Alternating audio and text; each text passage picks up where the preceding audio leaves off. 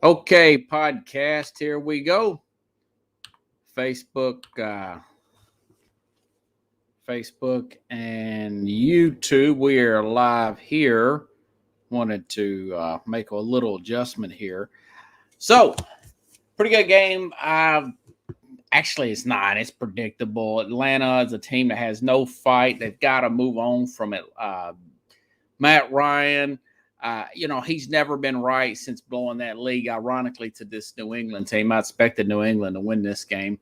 Uh, for some reason, I think that Atlanta's got a little bit of self dignity after getting beat. Was it 45-3 Sunday? But apparently they don't. It's only 10-0. But hey, it may be worse than that because I know the Patriots are driving.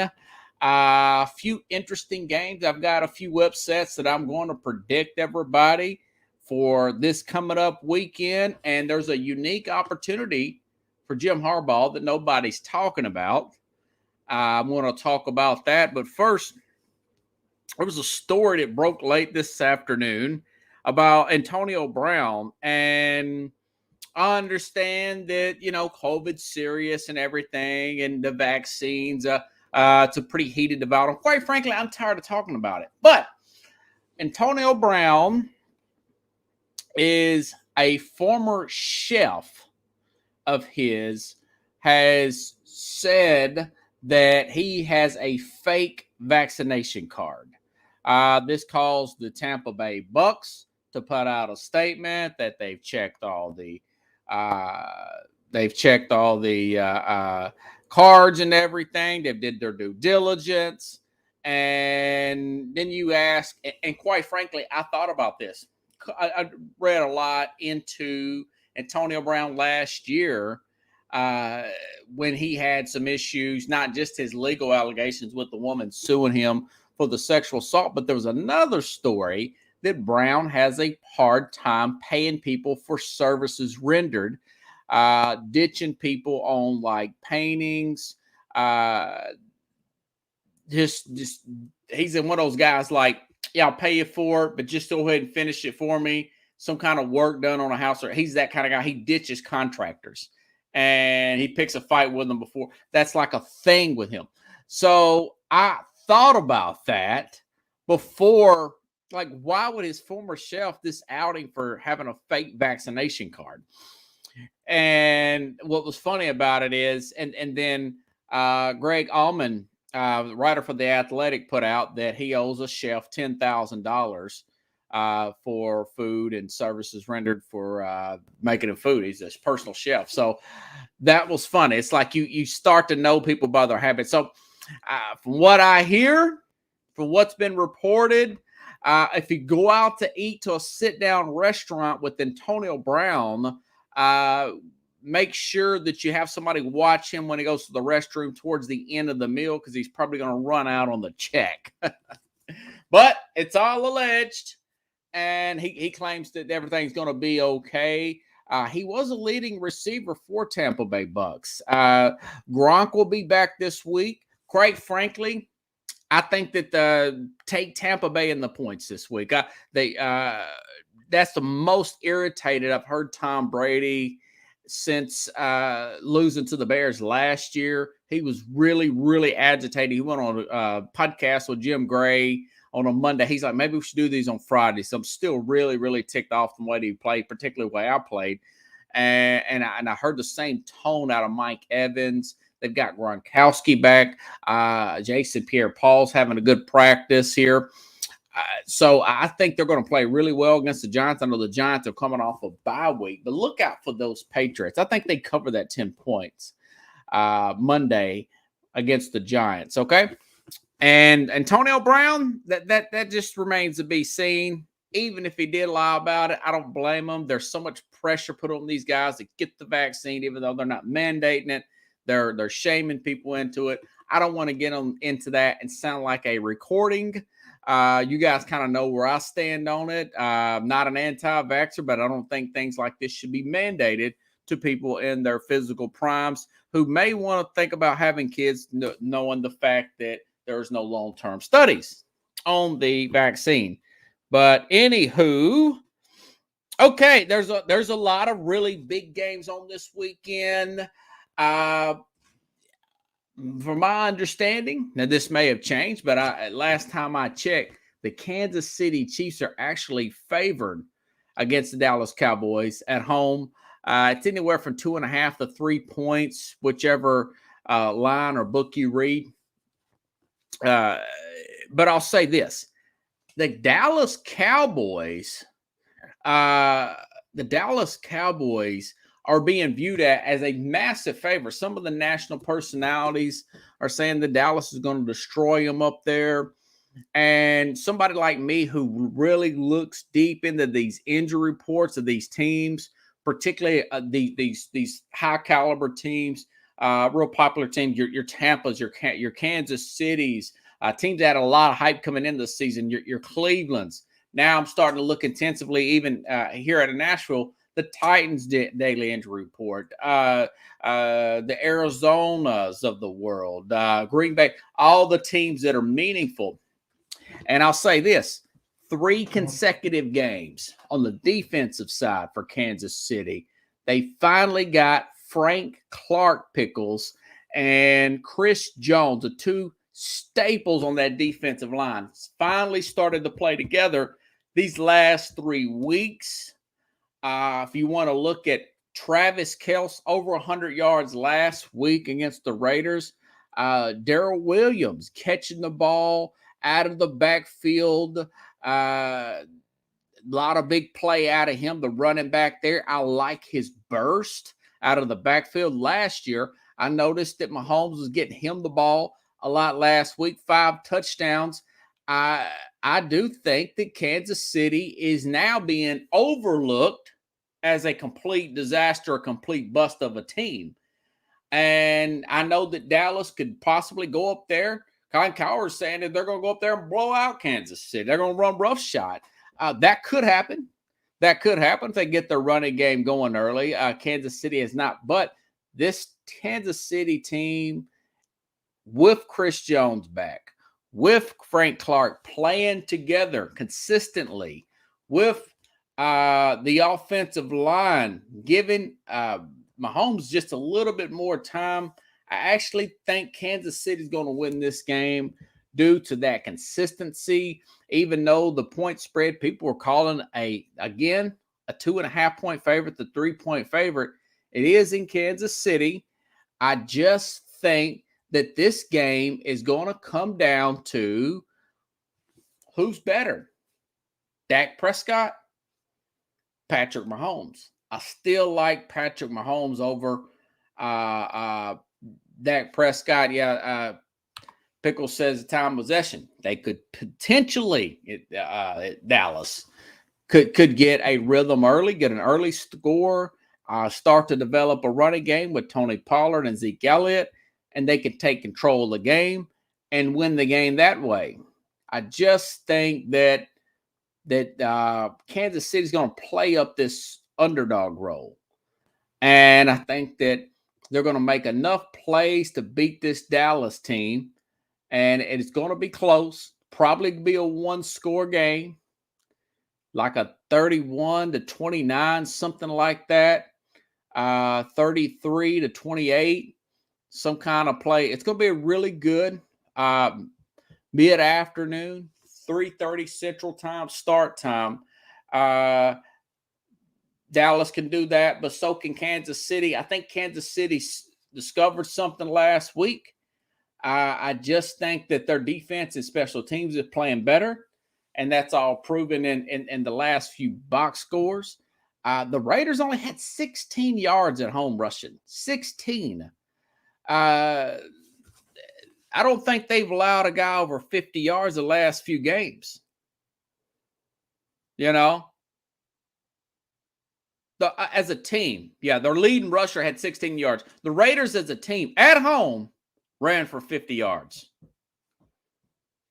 At home for 50. So I really do think that Kansas City is going to pull this one off. Again, with all those weapons for Dak, I can see it going the other way. I just got a feeling that they're going to play this up big time, Kansas City. It's in if it'll be in Dallas, I think possibly it could go the other way. But I'm really looking forward to it. Look for these guys to get the upset. Okay, Minnesota hosts Green Bay. Aaron Rodgers got a toe injury, sit out practice the other day. Haven't even heard anything about Aaron Rodgers this week. Another upset that I think is going to happen. They're playing at Minnesota. Minnesota is got Patrick Peterson's going to be back. Harrison Smith, two defensive key logs for this desperate Minnesota Vikings team. Help them on that side of the ball. Rashawn Gary's going to try to play with his elbow in a sling. One of the better defensive ends and rising players, young players for Green Bay. So they're a little banged up as well. Aaron Jones out 2 weeks with an MCL sprain. So that is going to be an interesting. I want to add that Minnesota and Green Bay, when Minnesota with all those injuries last year coming into the season, all those free agent players that they lost, Xavier Rhodes being one of them, they actually split last year with Green Bay. Now, everything I said about Minnesota, everything I said about Green Bay Tuesday, and everything I said about Dallas is still true. But I just feel like that these two teams, this particular week, I like Minnesota to win, to come out with the win this week and get them back to 500. They need the game more. Kansas City can smell blood in the water. The LA Chargers, we're seeing a weakness. You can run the ball on this Charger team. The Raiders are falling apart. Too many outside distractions, coaches, disasters, tragedies with teams. And then Denver, look at them falling apart, losing to Philadelphia. Kansas City, 3-game winning streak. So the momentum's kind of building for them. Minnesota should have 3 more wins, guys. One against Arizona. I want to say the Cincinnati game and the Dallas game, very close. They finally got over the hump. They beat this Charger team on the road. I think Dalvin Cook, Tyler Conklin, those guys, they're going to play really well. That place is going to be rocking in Minnesota. Last year, it was a 1-score game, the one game that the Packers did win. And again, Aaron Rodgers with a toe injury, without his best running back, okay? So I do think that this is going to be a really good game. Could go the other way, of course, but we'll see. I'm calling for that upset. I'm calling for Kansas City favored, but people talking like Dallas is the big favorite. So Kansas City at home, Minnesota at home. I think they're going to come up with a win. Tampa Bay coming off that really embarrassing loss, 2-game winning streak. I think they come up. Those are 3 games that I see that the teams really, really need that game. Kind of get a sense for it. Had that same feeling last week when Dallas, Buffalo, teams are coming off really bad, disappointing losses. And of course, they both delivered well. They both won by multiple touchdowns coming into the prior week. You kind of get a feel for these teams when they do get and by the way, if Aaron Rodgers goes out, we've seen what his backup is. I'm not a big Kirk Cousins fan, but Jordan Love, this team be lucky to win a game with Jordan Love. I'm sorry. We saw what Jordan Love is. Okay? But, okay, another potential upset. I said this on Tuesday, Pickles. I said it before anybody else. Now Rappaport is saying it looks like Kyler Murray got a high ankle sprain. Looks like he got a high ankle sprain in the game Thursday a few weeks ago against Arizona. Because I was thinking, okay, it's a low ankle sprain. He got 10 days off. He didn't play that game. Then you get another 7 days off. And he didn't play last week. They got drilled by Carolina. And now he's not practicing. He's kind of limping around out there. So that looks more like a high ankle sprain. Now you're coming into 3-week period. Okay, that would be 24 days. So you're right at so typically, yeah, it's a 4 to 6 week minimum. Now, he's a very young player, athletic, great shape, fast healer. Could he play this week? I don't think he plays. And I think they go up to Seattle. By the way, a 3-6 Seattle team, another team coming off embarrassing 17-0 loss, shutout, first shutout since Russell Wilson's career. Seattle, yeah, they're not great, but they match up really well. Again, they split with Arizona last year and lost in overtime against Arizona in the one that they did lose. So this was at home. There's a chance, more than a good chance, that Chris Carson's going to be back, the best running back for Seattle, with their defense. By the way, Colt McCoy has a pec injury. So there's no telling who Arizona's going to put in there. They may run some kind of portion of the Wildcat. I sense that probably McCoy will play.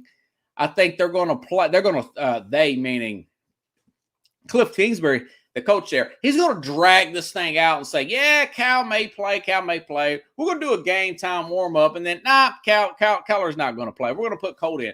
Well, if you put Colt McCoy against Russell Wilson in a desperate 3-6 team, I think they go up there. They lose a game. Now they got their third loss. They're starting to come back due to injury. I think that Arizona team's going to start to come back down to the league a little bit. They've kind of lost their mojo. Now, if he makes a miraculous recovery, Seattle thinks they got this one in the bag. As good as Arizona's been at moments, I can see that going the other way. But I just think that the Seattle's going to knock them off. Arizona is a 2.5 favorite. I like these teams that feel like they're getting disrespected. They're ticked off. They're getting embarrassed. Type A personalities. Humiliated. Other than Atlanta, most teams bounce back. I felt like Jacksonville a few weeks ago underachieved at Seattle against Geno Smith. I really did. We thought that was going to be a close game. Seattle pretty much blew them out. The next week, Pickles, Jacksonville beat Buffalo. Now, of course, they lost this past week, but the next week they beat Buffalo. So keep an eye out for teams to not name Atlanta get blown out. They have a sense of pride there and just a little bit more. Now, of course, your Bill Belichick, he has his teams up ready to play every single week, but not everybody is Bill Belichick. I mean, he just has a way of pulling these things off. So that's what I like this week. I know the Tennessee game, Tennessee needs to be really careful. We're coming up on week 12 here. Tennessee don't get a bye week for another 2 weeks. It's week 11, excuse me. For another 2 weeks, they play at home against a rested Tyrod Taylor-led Houston Texans team. Keeping out, they may get upset. They 10-point favorites, 10 to 10.5. I would probably take Houston in the points there. Tennessee coming in a little bit fatigued. That's going to be an interesting game also to keep an eye on if you're doing it for betting purposes, possibly an upset there here in Nashville. Okay, college game. Big win last week, Jim Harbaugh. Again, the naysayers, I was one of them. Became one of the Jim Harbaugh naysayers because he's just not recruiting the way I thought that he would recruit. Ohio State's always seemed to have a better team, better athletes. But this year, I think the guy really has saved his job, man. I tell you, big road win. Lee Corso said, I really thought that Michigan State, that Michigan was the better team against Michigan State. And just a fluke play here and there. Michigan State comes back, beats them. Well, they get on the road. They beat Wisconsin this year. They beat Penn State last weekend. Now they got to go play at Maryland. But here's the big kicker. Ohio State is hosting Pickles. They're hosting Michigan State. And we saw Michigan State. They are tough. Mel Tucker is kind of like their version of Mike Vrabel. He's got that mental toughness. You can get Michigan State down just like any other team this year. I want to say they've been down 3 and 4 times in the second half and came back and won on the road. They have that edge about them, Michigan State. They are 19-point underdogs. That looks like a pretty good bet there. You're giving me 19 points, and I'm the ranked 7th team in the country with 1 loss. Now, it is at Ohio State. I get it, Michigan State. And you say, what does that have to do with Jim Harbaugh? Because Jim Harbaugh and Michigan, they're at home next week to Ohio State. Michigan State is going to rough up Ohio State this week. Ohio State will probably beat them at home. And then they got to go on the road and play at Michigan. This is a tremendous opportunity for this team to go 11-1 and possibly get into the playoffs, Michigan. To knock out Ohio State was what the fans want, you know. That's what the fans want. So that's where that would save Jim Harbaugh. Now, if he loses to Ohio State, some folks have brought up, well, maybe if Chicago comes open, Jim Harbaugh may go back and go back to the NFL. Because I sense, and I mentioned this a few weeks ago, a lot of job opens in college.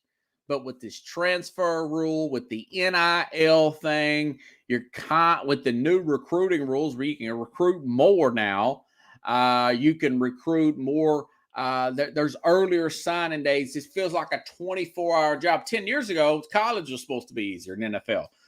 Sleeping in the office, trying to dig plays up. Now it seems like college is harder than the NFL, not unless you have a built-in system like a Nick Saban or Clemson, some of these powerhouses that recruit really well. Georgia, teams that recruit really well year-round.